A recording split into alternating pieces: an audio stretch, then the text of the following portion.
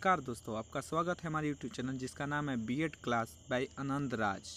अगर आपने हमारे यूट्यूब चैनल को सब्सक्राइब न किया हो तो सब्सक्राइब कर दे और इस बेल आइकन को दबाना ना भूले कि सबसे पहले हमारा वीडियो आप तक पहुंच। हेलो फ्रेंड, मैं आनंद राज आप सबों के बीच बीएड का एक टॉपिक लेके आए हैं, जेंडर। देखिए, हम लोग को जो पेपर 6 है जेंडर स्कूल एंड सोसाइटी, उसमें हम लोग को जेंडर है तो मतलब जेंडर को हम मतलब उसका बेसिक हमको जानना होगा कि जेंडर होता क्या है, इसका अर्थ क्या है, इसका परिभाषा क्या है। तो इसीलिए हम जेंडर को आपको थोड़ा मतलब समझाएंगे अपने लैंग्वेज में। एक और चीज़ है, जो 2020 में हम लोग को बीएड का जो फर्स्ट ईयर का एग्ज़ाम होने वाला है, तो उसमें हम लोग का क्वेश्चन जो आने वाला है, जो वीवीआई क्वेश्चन एकदम फिक्स है कि आएगा ही, कि जेंडर के ऐतिहासिक परिप्रेक्ष्यों का वर्णन करें।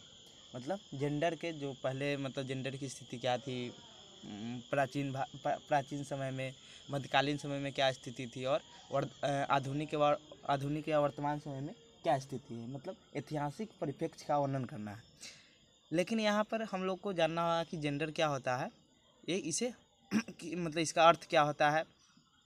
आइए हम क्वेश्चन देखते हैं। क्वेश्चन है कि लिंग की अवधारणा क्या है, लिंग के निर्धारण करने वाले तत्व एवं लिंग की विशेषताओं का वर्णन करें।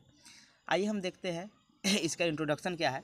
हम जानते हैं कि लिंग सामाजिक लक्षणों, महिला एवं पुरुष अथवा बालक एवं बालिकाओं के मध्य संबंध को दर्शाता है। मतलब जो लिंग होता है, जिसे हम लोग इंग्लिश में जेंडर बोलते हैं, वो क्या करता है, सामाजिक जो लक्षण होता है। देखिएगा कि समाज में लड़का के लिए कुछ अलग मतलब नियम होता है, लड़की के लिए कुछ अलग नियम होता है, उनका पहनावा भी अलग अलग होता है, लड़का के लिए अलग होता है, लड़की के लिए। तो सामाजिक लक्षणों को दर्शाता है। फिर महिला एवं पुरुष अथवा बालक एवं बालिकाओं के मध्य के संबंध को भी दर्शाता है। जो मतलब लिंग होता है, जेंडर होता है, वो क्या करता है, महिला एवं पुरुष अथवा बालक एवं बालिकाओं का क्या करता है, मध्य संबंध को भी दर्शाता है। लिंग का तात्पर्य आर्थिक, सामाजिक, राजनीतिक एवं सांस्कृतिक विशेषताओं, यहाँ पे और नहीं होगा, में होगा।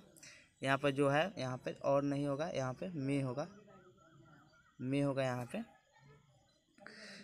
मतलब लिंग का तात्पर्य आर्थिक, सामाजिक, राजनीतिक और सांस्कृतिक विशेषताओं में महिलाओं और पुरुषों से जुड़े अवसरों से है। मतलब लिंग का तात्पर्य एक और मतलब लिंग का जो तात्पर्य है कि आर्थिक, इकोनॉमिक, सामाजिक, सोशल, फिर है राजनीतिक, पॉलिटिकल जो है, फिर उसको सांस्कृतिक, कल्चरल विशेषताओं में महिलाएं एवं पुरुषों के जुड़े अवसरों से है। मनुष्य दो रूपों में जन्म लेता है। हम जानते हैं कि मनुष्य क्या, कोई भी प्राणी हो, क्या रहता, दो रूपों में जन्म लेता है। एक होता है स्त्री और पुरुष, जिसे प्रारंभिक अवस्था में बालक एवं बालिका कहा जाता है। मतलब जो मनुष्य होता है वो दो रूपों में जन्म लेता है। एक होता है स्त्री और पुरुष, जिसे प्रारंभिक अवस्था में उसे क्या कहते हैं, बालक एवं बालिका कहा जाता है।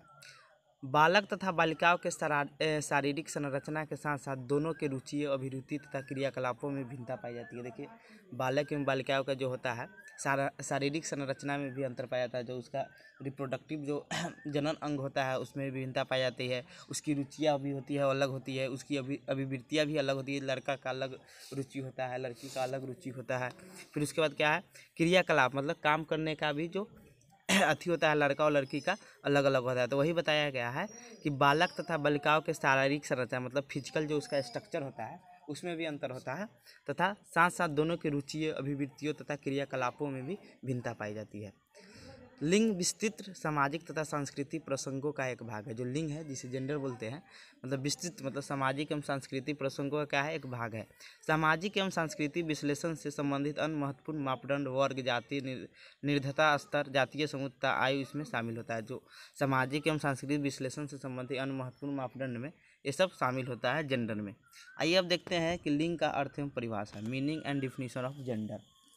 हम जानते हैं कि लिंग मुख्यतः किसी भी समाज का सबसे महत्वपूर्ण सैद्धांतिक संगठन है। मतलब यहाँ पर कहा गया है कि जो लिंग है, किसी भी समाज का क्या है, सबसे महत्वपूर्ण सैद्धांतिक संगठन है। मानव का जन्म दो रूपों में होता है, स्त्री अथवा पुरुष, जिसे प्रारंभिक अवस्था में बालक एवं बालिका अथवा लड़का तथा लड़की कहा जाता है। मतलब मानव जो जन्म लेता है दो रूपों में लेता है, लड़का या लड़की अथवा स्त्री या पुरुष, जिसे हम लोग प्रारंभिक अवस्था में कहते हैं बालक या बालिका। व्याकरण में लिंग को इस प्रकार से परिभाषित किया गया है। मतलब व्याकरण जो होता है उसमें लिंग को इस प्रकार से परिभाषित किया गया है कि जिस शब्द से स्त्री या पुरुष दोनों का बोध हो, स्त्री या पुरुष का बोध हो, उसे लिंग कहते हैं। मतलब जिस शब्द से स्त्री या पुरुष होने का बोध हो, उसी को क्या कहते हैं, लिंग कहते हैं। देखिए, अब वेस्ट और जिमरमैन ने लिंग को परिभाषित करते हुए कहा है। वेस्ट और जिमरमैन एक बहुत बड़े समाजशास्त्री है, वो कहते हैं लिंग के बारे में परिभाषा दिए हुए हैं कि लिंग एक व्यक्तिगत लक्षण नहीं है, यह सामाजिक परिस्थितियों का एक उद्गामी लक्षण है। मतलब लिंग क्या है, एक व्यक्तिगत लक्षण नहीं है, मतलब किसी व्यक्ति में नहीं होता है, क्या होता है, सामाजिक परिस्थितियों का एक उद्गामी लक्षण है। देखिए विश्व स्वास्थ्य संगठन WHO है, जिसका स्थापना 1948 में हुआ। अभी थोड़ा ज़्यादा ही मतलब प्रसिद्ध है, थोड़ा जो कोरोना के चलते। तो विश्व स्वास्थ्य संगठन जिसका स्थापना 7 अप्रैल 1900 कब हुआ था, 48 में हुआ था। ये चीज़ आपसे क्वेश्चन पूछा जा सकता है। विश्व स्वास्थ्य संगठन जिसे वर्ल्ड हेल्थ ऑर्गेनाइजेशन बोलते हैं, जिसका स्थापना कब हुआ था, 7 अप्रैल 1948 ईस्वी को। पूछा जाएगा विश्व स्वास्थ्य संगठन दिवस कब मनाया जाता है, तो आप 7 अप्रैल बताइएगा। के अनुसार लिंग को किस प्रकार परिभाषित किया गया है कि लिंग पुरुषों एवं महिलाओं के लिए सामाजिक भूमिकाओं, व्यवहारों, गतिविधियों एवं लक्षणों की प्रदत्त समाज में उपयुक्त व्यवस्था है। मतलब लिंग जो है, जो पुरुष एवं महिलाओं के लिए सामाजिक भूमिका, मतलब समाज में जितना भूमिकाएं होता है, व्यवहार होता है, गतिविधि होता है एवं लक्षणों की प्रदत्त समाज के उपयुक्त व्यवस्था, मतलब व्यवस्था करता है। आइए अब देखते हैं लिंग से संबंधित समाजशास्त्रीय अवधारणा क्या है। लिंग से संबंधित समाजशास्त्रीय अवधारणा को समझने की निम्नलिखित शब्दावलियों को समझना आवश्यक है। पहला है लिंग, जेंडर। पुरुष एवं महिलाओं में सामाजिक रूप से अंतर लिंग के आधार पर एकदम क्वेश्चन पूछा जाता है। एकदम आपसे जो सीटेट का एग्जाम है, देखिएगा, मतलब अल्टरनेट हर साल मतलब गैप करके क्वेश्चन पूछा जाता है कि लिंग क्या है। तो आप क्या बताइएगा, सामाजिक रूप से विभाजन है लड़का, मतलब सामाजिक रूप से विभाजन होता है किसमें, पुरुष एवं महिलाओं में। एकदम आप देखिए क्वेश्चन आपसे पूछा जाएगा कि सामाजिक रूप से अंतर करता है किसमें, पुरुष एवं महिलाओं में, मतलब लिंग, जेंडर। देखिए इसका हम अंतर कैसे करता है सामाजिक रूप से, इसका भी कारण है। देखिएगा प्रत्येक समाज का में लड़का के लिए कुछ अलग नियम होते हैं, लड़की के लिए कुछ अलग नियम होते हैं, उनका पहनावा भी अलग होता है उनका। तो उसके आधार पर, पहनावा के आधार पर, उसके गतिविधि के आधार पर, उसके रुचि के आधार पर हम तय करते हैं समाज में कि ये लड़का है और एक लड़की है। इसीलिए मतलब कहा गया है कि लेकिन जो जेंडर होता है वो पुरुष एवं महिलाओं के सामाजिक रूप से पुरुष एवं महिलाओं में सामाजिक रूप से अंतर लिंग के आधार पर किया जाता है। ठीक है, अब समझ गए। जेंडर के आधार पर समाज ने दोनों के लिए कुछ निर्धारित कार्य, स्थिति एवं भूमिकाएं निर्धारित की। मतलब समाज ने दोनों के लिए, मतलब जैसे देखिए कि जो पुरुष होगा वो बाहर से काम करके लाएगा, स्त्री घर में काम करेगी, ये सब अभी भी समाज में होता है। फिर होता है कि उसकी स्थिति भी है कि लड़की मतलब ज़्यादा घर से बाहर नहीं, बहुत मतलब उसमें है, आप जानते होंगे समाज में। तो उस समाज में लड़का के लिए कुछ अलग नियम होते हैं, लड़की के लिए कुछ अलग नियम होते हैं। अब देखते हैं सेक्स। देखिए जैविकीय रूप से महिला एवं पुरुष में अंतर सेक्स के आधार पर किया जाता है, सेक्स के माध्यम से किया जाता है। सेक्स करने का मतलब हुआ यहाँ पे जैविकीय रूप, मतलब हुआ बायोलॉजिकल, मतलब उसके जो बायोलॉजिकल जो उसके पार्ट होते हैं, जो इस मतलब कोई भी लड़का या लड़की का जो पार्ट होता है, मतलब बॉडी का पार्ट होता है, उसके आधार पर जब हम अंतर करते हैं तो उसे सेक्स के आधार पर अंतर करते हैं। पुरुष एवं महिलाओं में जनन अंग एवं शरीर में अंतर होता है। मतलब पुरुष से महिलाओं के जनन अंग, मतलब उसके जो रिप्रोडक्शन जो ऑर्गन होते हैं उसमें भी अंतर होता है, एवं शरीर और उसके शरीर में भी अंतर होता है। ये गुण लड़के एवं लड़कियों में विशेष रूप से किशोरावस्था में दिखाई पड़ता है। जो ये गुण होते हैं जो उसके मतलब शरीर में फिजिकली जो फिजिकली स्ट्रक्चर में जो अंतर होता है वो उसकी किशोरावस्था में ज़्यादा दिखाई पड़ता है, एडोलसेंस में। तो वही कहा गया, देखिए आपसे क्वेश्चन पूछा जाएगा कि मतलब कि सामाजिक रूप से विभाजन लड़का लड़की भी किसके आधार पर करते हैं, लिंग या जेंडर के आधार पर आप बताइएगा। जब पूछेगा कि जैविकीय रूप से लड़का एवं लड़की में अंतर हम किस प्रकार करेंगे, तो सेक्स के आधार पर। दोनों में आप मतलब समझ जाइए कि सेक्स का मतलब क्या होता है और लिंग का मतलब क्या होता है। तो सेक्स का मतलब होता है कि जैविकीय रूप से लड़का एवं लड़की, मतलब बायोलॉजिकल रूप से लड़का एवं लड़की में अंतर करना सेक्स के आधार पर करते हैं। और लिंग के आधार पर क्या होता है कि लिंग मतलब समाज द्वारा जब सामाजिक रूप से अंतर करते हैं लड़का एवं लड़की में, तो होता है लिंग या जेंडर के आधार पर। तीसरा देखते हैं पितृसत्तात्मक, पैट्रियार्ची जिसे बोलते हैं हम लोग। पितृसत्तात्मक एक ऐसी सामाजिक व्यवस्था है जिसमें महिलाओं की तुलना में पुरुष को अधिक केंद्रीय भूमिका होती है। हम पहले भी पितृसत्तात्मक पढ़ाए, उसमें ये चीज़ हम बता दी है, तो इसको शॉर्ट रूप से हम देखते हैं। तो पितृसत्तात्मक एक ऐसी सामाजिक व्यवस्था है जिसमें क्या होता है, महिलाओं की तुलना में क्या होता है, पुरुष को अधिक महत्वपूर्ण माना जाता है। इस सामाजिक व्यवस्था में पुरुष को ही निर्णय लेने का अधिकार होता है। इस सामाजिक व्यवस्था में क्या होता है, पुरुष को ही निर्णय, कोई भी चीज़ का निर्णय होगा तो कौन लेगा, पुरुष लेगा। इस व्यवस्था में महिलाओं की स्थिति मुख्य न होकर गौण होती है। इस जो व्यवस्था होता है, इस सामाजिक व्यवस्था में क्या होता है, महिलाओं की स्थिति मुख्य न होकर क्या होती है, गौण होती है। इसमें महिलाओं पुरुषों पर आश्रित है। इसमें क्या होता है, कोई भी काम करना होता है पुरुष के इच्छा से, पुरुष के बिना नहीं कर सकते, मतलब उस पर आश्रित है। घर की वस्तुएं, जमीन जायदाद आदि पुरुष के नाम पर होता है। और जो घर की जो जमीन होता है जायदाद हो किसके नाम पर होते हैं, पुरुष के नाम पर होता है। पितृसत्तात्मक सामाजिक व्यवस्था में बच्चों की पहचान भी पिता के नाम से होता है। जो पितृसत्तात्मक सामाजिक व्यवस्था होती है उसमें बच्चों की पहचान किसके द्वारा होता है, पिता से नाम से होता है। तथा विवाह के बाद महिलाओं का उपनाम सरनेम, देखिए विवाह के बाद क्या होता है, देखिएगा कि पहले लड़की का जो सरनेम था तो क्या होता है, पहले जैसे मान लीजिए कि किसी का मान लीजिए सिंह और उसके जो हस्बैंड है उसमें मान लीजिए कि कुछ अलग लगा हुआ है शर्मा, मान लीजिए कोई भी मतलब टाइटल लगा हो तो चेंज हो जाता है। तो वही बदला गया है कि विवाह के बाद क्या होता है, महिलाओं का उपनाम भी बदल दिया जाता है। अब है तीसरा है मातृसत्तात्मक। मातृसत्तात्मक एक ऐसी सामाजिक व्यवस्था है जिसमें महिलाओं को ही केंद्रीय स्थान प्राप्त होता है। मतलब मातृसत्तात्मक ऐसी सामाजिक व्यवस्था है जिसमें क्या होता है, महिलाओं को केंद्रीय स्थान, मुख्य स्थान प्राप्त होता है। इस व्यवस्था में महिलाएं ही घर की मुखिया होती है और इस व्यवस्था में क्या होता है, महिलाओं ही घर की मुखिया होती है। और कोई भी चीज़ के निर्णय लेने का अधिकार किस में होता है, और कोई चीज़ पर निर्णय लेने का अधिकार किस में होता है, महिलाओं को होता है। इस व्यवस्था में पुरुष की स्थिति मुख्य न होकर गौण होती है और इस व्यवस्था में पुरुष की स्थिति मुख्य न होकर क्या होती है, गौण होती है। घर की वस्तुएं, जमीन जायदाद आदि महिलाओं के नाम पर होता है। घर की जो वस्तुएं होती है, जमीन जायदाद होती है, किसके नाम पर होता है, महिलाओं के नाम पर होता है। देखिए अब लिंग का निर्धारण, डिटर्मिनेशन ऑफ जेंडर। हम जानते हैं कि मनुष्य तथा लगभग सभी उच्च वर्ग के जानवर एवं पेड़ पौधे दो रूप में जन्म लेते हैं, नर एवं मादा। हम जानते हैं कि मनुष्य तथा लगभग सभी उच्च वर्ग के जानवर एवं पेड़ पौधे दो रूपों में जन्म लेते हैं। किस रूप में लेते हैं, नर और मादा के रूप में। स्त्री एवं पुरुष मनुष्य के दो लिंग होते हैं और स्त्री जो एवं पुरुष है मनुष्य के दो लिंग होते हैं। जीव विज्ञान के शब्दों में या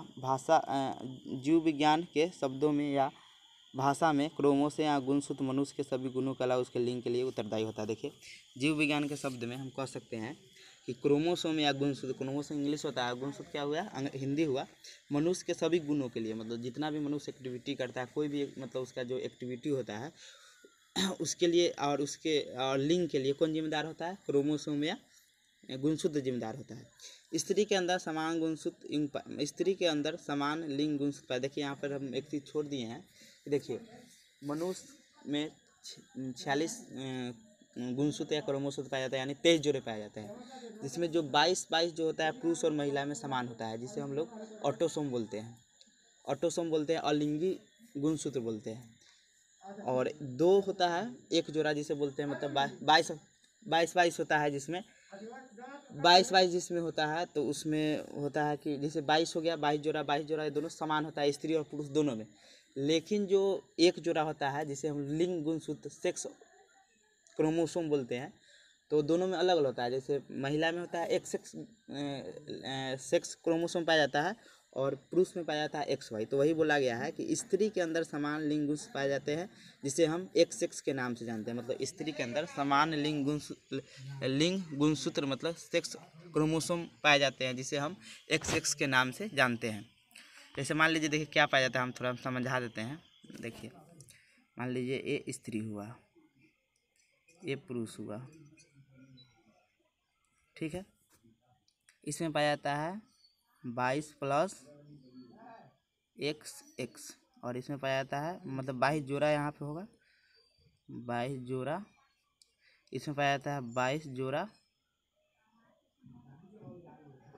प्लस XY। देखिए जो ये 22 जोड़ा होता है इसे हम लोग ऑटोसोम बोलते हैं, मतलब अलिंगी गुण ऑटोसोम बोलते हैं, अलिंगी गुणसूत्र बोलते हैं। जो ये दोनों में क्या होता है इसे भी, और ये जो होता है इसे सेक्स क्रोमोसोम बोलते हैं। तो ये वाला दोनों में समान होता है, ये दोनों में क्या होता है, स्त्री और पुरुष दोनों में समान होता है, और ये दोनों अलग जो सेक्स क्रोमोसोम होता है ये दोनों में अलग अलग होता है। इसमें XX पाया जाता है और इसमें क्या पाया जाता है, XY पाया जाता है, यही होता है। तो वही चीज़ हम यहाँ पर लिखे हुए हैं कि स्त्री के अंदर समान लिंग गुणसूत्र युग्म पाया जाता है। देखिए XX पाया जाता है मतलब समान गुणसूत्र पाया जाता है, जिसे हम लोग क्या बोलते हैं, XX के नाम से जानते हैं। पुरुष में दो प्रकार के लिंग गुणसूत्र पाया जाता है, जिसे हम XY के नाम से। देखिए 2 प्रकार का होता है, एक X होता है और एक क्या होता है, एक Y होता है। निषेचन मतलब फर्टिलाइजेशन के बाद, निषेचन के बाद स्त्री की X गुणसूत्र वाली कोशिका यदि पुरुष के X गुणसूत्र वाली कोशिका से मिलती है तो लड़की का जन्म होता है। देखिए मतलब फर्टिलाइजेशन जब होता है तो स्त्री का X और पुरुष का X दोनों जब मतलब दोनों का कॉम्बिनेशन होगा तो लड़की का जन्म होगा। यदि स्त्री की X गुणसूत्र और पुरुष का Y गुणसूत्र का वाली कोशिका मिलती है तो लड़की का जन्म होता है। देखिए यहाँ पर कंडीशन है, हम यहाँ पर फिगर भी बनाए हैं, देख लीजिए। ये स्त्री का क्या होगा, सेक्स क्रोमोसोम है XX और पुरुष का XY है। तो देखिए यहाँ पर हम दोनों को अलग अलग डिवाइड कर दिए, यहाँ भी दोनों को कर दिए अलग अलग दे दिए। देखिए यहाँ पर X है और यहाँ पर भी X है, यहाँ पर XY है। देखिए यहाँ X और यहाँ पर X दोनों मिला तो किसका जन्म हुआ, लड़की का हुआ। फिर देखिए यहाँ पर X है और यहाँ पर फिर किससे मिला, AX है और फिर इस Y से मिला तो XY लड़का का जन्म हुआ। फिर देखिए AX है तो यहाँ पे X से मिला तो फिर लड़की का जन्म हुआ। फिर यहाँ पे क्या है, Y है और यहाँ पे X है तो किसका, लड़का का जन्म हुआ। मतलब जब XY मिलेगा, मतलब लड़का पुरुष का X और लड़की का भी X मिलेगा तो किसका जन्म होगा, लड़की का। पुरुष का Y और लड़का का, पुरुष का Y और लड़की का X मिलेगा तो किसका जन्म होगा, लड़का का। तो देखिए यहाँ पर कोई भी मतलब लड़का हो या लड़की जन्म लेगी, इस किस पर डिपेंड करता है, पुरुष पर डिपेंड करता है। ये चीज़ आपको जानकारी होना चाहिए। आइए अब देखते हैं लिंग की विशेषताएं। हम जानते हैं कि लिंग की विशेषताएं लिंग की भिन्नता पर निर्भर करती है। देखिए लिंग की जो विशेषता है और लिंग की भिन्नता, मतलब कहने का मतलब कि लिंग तो दो प्रकार का होता है, तो मतलब पुरुष के लिए अलग विशेषता होती है और महिलाओं के लिए अलग विशेषता होती है। लिंग की विशेषताओं बहुत कुछ स्त्री पुरुष के व्यवहार, विचार एवं संस्कृति के अनुसार होता है। मतलब स्त्री की जो लिंग की विशेषता है वो स्त्री पुरुष के व्यवहार, विचार एवं संस्कृति पर अनुसार होती है। जिस प्रकार से समाज में उसका रहन सहन होगा उसी प्रकार उसकी विशेषता है। मतलब जिस समाज में उसका रहन सहन होगा उसमें वैसा ही क्या होगा, विशेषता पाई जाती है। लिंग की विशेषता मुख्य रूप से दो रूपों में विभक्त स्पष्ट रूप से किया जाता है। पुरुष लिंग की विशेषता, दूसरा क्या है, स्त्री लिंग की विशेषता। देखिए पुरुष लिंग की विशेषता देखते हैं कि पुरुष लिंग की प्रमुख विशेषता निम्नलिखित है। देखिए इसमें क्या क्या विशेषता है। देखिए पहला है, पुरुष में अमूर्त सोच पाया जाता है। अमूर्त कहने का मतलब यहाँ पे है कि जो चीज़ मतलब काल्पनिक रूप से सोचता है पुरुष, वही बोला जाता है कि पुरुष में क्या पाया जाता है, अमूर्त सोच की क्षमता होती है।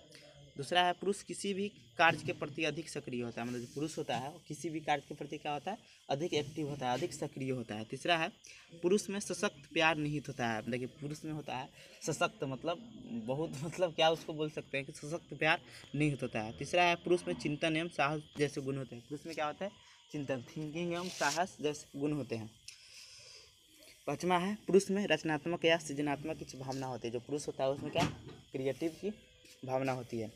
छठा है, पुरुष स्वतंत्र होकर रहना चाहता है, जो किसी के बंधन में नहीं रहना चाहता है, सिर्फ पत्नी को छोड़कर। देखिए ये भी एक सच्चाई है कि आप देखिएगा जो गांव समाज में कि जो पुरुष होता है वो पहले क्या स्वतंत्र रहना चाहता है, अकेले रहना चाहता है, लेकिन जब उसका शादी होता है तो क्या होता है, अपनी पत्नी के साथ ज़्यादा दिन रहता है। वो भी मतलब पत्नी के साथ ज़्यादा रहना चाहता है, वो भी ज़्यादा दिन नहीं, 2-3 साल तक, उसको भी उसके बाद वो भी स्वतंत्र रहना चाहता है। ये सच्चाई है। पुरुष अनुशासन प्रिय होते हैं, यानी अनुशासन को महत्व देते हैं। पुरुष जो होते हैं अनुशासन प्रिय होते हैं, अनुशासन को महत्व देते हैं। पुरुष के व्यक्तित्व के गुणों के आधार पर ही उनमें नेतृत्व करने की क्षमता है। देखिए जैसा उसका व्यक्तित्व होगा वैसा ही वो नेतृत्व कर पाएंगे। 9वां है, पुरुष में प्रगतिशील एवं दृढ़ इच्छा की शक्ति होती है। मतलब प्रगतिशील मतलब आगे बढ़ने की इच्छा होती है और दृढ़ इच्छा होती है। पुरुष में आध्यात्मिक जैसी विशेषताएं होती है। आइए देखते हैं स्त्रीलिंग की विशेषताएं। स्त्रीलिंग की प्रमुख विशेषताएं निम्नलिखित है। स्त्री को समय के साथ अपने आप को परिस्थितियों के अनुकूल ढालने की क्षमता होती है। देखिए सबसे बड़ी सच्चाई है इसका, हम जैसे में बोलेंगे, स्त्री को समय के साथ अपने आप को परिस्थितियों के अनुकूल ढालने की क्षमता होती है। क्यों होती है, देखिए जैसे पहली बार कोई लड़की शादी के बाद ससुराल जाती है। ये गांव का हम लोग का सच्चाई होता है कि पहली बार कोई लड़की शादी के बाद ससुराल जाती है तो उसमें नए परिस्थितियों के साथ अनुकूलन करना पड़ता है। मतलब देखिए उसका मतलब जो गांव अपने जो घर का होता है उसका रीति रिवाज कुछ अलग होता है, फिर अपने ससुराल आती है तो उसका रीति रिवाज अलग होता है, तो ये चीज़ अनुकूलन करना पड़ता है। वही बोला गया है कि पहली बार कोई लड़की शादी के बाद ससुराल आती है तो उसमें नए परिस्थितियों के साथ अनुकूलन करना पड़ता है, क्योंकि उसके ससुराल की संस्कृति एवं परंपरा अलग होती है, जिसे उसी के अनुकूलन ढालना पड़ता है। देखिए सही बात कहा गया है कि जो लड़की होती है पहली बार ससुराल जाती है तो उसके मतलब जो ससुराल में नियम कुछ अलग होते हैं, ऐसे करना है वैसे नहीं करना है, ये चीज़ सब उनको अनुकूलन करना पड़ता है। ये बहुत बड़ा कठिनाई होती है, मतलब बहुत बड़ा समस्या, मतलब समझिए कि बहुत बड़ा ये समस्या है। दूसरा है मतलब वही मतलब समस्या को अनुकूलन ढालने की, तो वही बताया गया है कि स्त्री को समय के साथ अपने आप को परिस्थितियों के अनुकूलन ढालने की क्षमता होती है। बहुत बड़ी विशेषता है स्त्री में। ये विशेषता स्त्री में ही देखने को मिलता है। आइए अब देखते हैं दूसरा है, स्त्री में भाईचारा एवं सहयोग की भावना अधिक होती है। देखिएगा मतलब जो लड़की होती है उसमें भाईचारा की भावना बहुत ज़्यादा होती है एवं भाईचारा एवं सहयोग की भावना। तीसरा है, स्त्री में परिवार एवं बच्चों की देखभाल करना तथा उसके पालन पोषण की क्षमता नहीं होती। जो स्त्री होती है उसमें बच्चों की देखभाल एवं उसका पालन पोषण करने की उसमें क्षमता निहित होती है। तीसरा देखते हैं, स्त्रियाँ परिश्रमी होती है तथा उसमें शिष्टाचार के गुण होते हैं। स्त्रियाँ क्या होती है, परिश्रमी होती है और उसमें शिष्टाचार के गुण होते हैं। स्त्रियाँ में निस्वार्थ प्यार एवं परिश्रमिकता जैसी भी। देखिए निस्वार्थ प्यार करने का मतलब है, देखिएगा कि बहुत मतलब कोई प्यार होता है लड़का लड़की में, तो देखिएगा कोई गरीब लड़का रहता है तो निस्वार्थ, उसका कोई स्वार्थ नहीं रहता है, सिर्फ लड़का से मतलब रहता है कि गरीब है कि धनी है, इससे कोई मतलब नहीं। तो ये कहा गया है कि स्त्रियों में जो लड़की मतलब स्त्रियाँ में निस्वार्थ प्यार एवं परिश्रमशीलता जैसी विशेषताएं होती है। स्त्रियाँ में सहनशक्ति एवं गहनशीलता जैसे विशेषता। सहनशक्ति मतलब कोई चीज़ देखिएगा कि बहुत होता है, मतलब जैसे गांव समाज में जिसे हम देखते हैं कि बहुत ज़्यादा स्त्रियों को मतलब शोषण किया जाता है, तो ये चीज़ में सहन बहुत शक्ति होती है। लेकिन ये सब चीज़ नहीं होना चाहिए, सब गलत बात है। स्त्री को नहीं करना चाहिए शोषण वोषण, ये सब गलत बात है। स्त्रियों में सहनशक्ति एवं गहनशीलता की जैसी विशेषताएं होती है। छठा है, स्त्रियों में एक दूसरे पर जल्दी मित्रता व्यवहार करती है, मतलब एक दूसरे से जल्दी मित्रता जैसे व्यवहार करती है तथा साथ में उसमें कूटनीति का भाव भी होता है। देखिए साथ में क्या होता है, कूटनीति का भाव भी होता है। देखिएगा लड़की से जितना दोस्त भी बनाती है उतना जल्दी उसमें कूटनीति का भाव भी रहता है। अब देखते हैं लिंग के प्रकार, टाइप्स ऑफ जेंडर। लिंग निम्नलिखित प्रकार के होते हैं, पुरुष लिंग, स्त्रीलिंग और तृतीय लिंग जिसे किन्नर भी बोलते हैं, थर्ड जेंडर। पुरुष लिंग क्या होता है, जो लिंग पुरुष जाति का बोध कराता है उसे पुरुष लिंग कहते हैं। मतलब जो लिंग पुरुष जाति का बोध कराता है उसे क्या बोलते हैं, पुरुष लिंग कहते हैं। पुरुष जाति का बोध उनकी शारीरिक बनावट, रहन सहन, विचारों तथा भावों से प्रकट होता है। जो पुरुष जाति का बोध होता है उसकी शारीरिक बनावट, रहन सहन, विचारों तथा भावों से प्रकट होता है। पुरुष स्त्रियों की अपेक्षा अधिक कठोर तथा आध्यात्मिक विचार से होते हैं। जो पुरुष होते हैं स्त्रियों की अपेक्षा अधिक कठोर तथा आध्यात्मिक विचार के होते हैं। पुरुष के रहन सहन एवं कार्य भी अलग होते हैं। जो पुरुष का रहन सहन और कार्य क्या होता है स्त्रियों से अलग होते हैं। किशोरावस्था में पुरुष में दाढ़ी मूछ आदि आने लगते हैं तथा आवाज़ में करापन आने लगता है। देखिए पुरुष में होता है क्या होता है, दाढ़ी मूछ आदि आने लगता है। आवाज़ किसके कारण करापन होता है, जो हम लोग को ट्रेकिया जो होता है उसके कारण क्या होता है, आवाज़ करापन आने लगता है। दूसरा देखते हैं स्त्रीलिंग की क्या मतलब, स्त्रीलिंग क्या होता है। हम जानते हैं कि लिंग का दूसरा प्रकार स्त्रीलिंग है। जिस लिंग से स्त्री जाति का बोध हो उसे स्त्रीलिंग कहते हैं। जिस जाति से स्त्रीलिंग का बोध हो उसे स्त्रीलिंग कहते हैं। स्त्री जाति का बोध उसकी शारीरिक बनावट, रहन सहन, विचारों तथा भावों से प्रकट है। स्त्री का भी शारीरिक बनावट, फिजिकली स्ट्रक्चर कुछ अलग होता है लड़कों की अपेक्षा। रहन सहन भी क्या होता है, अलग होता है।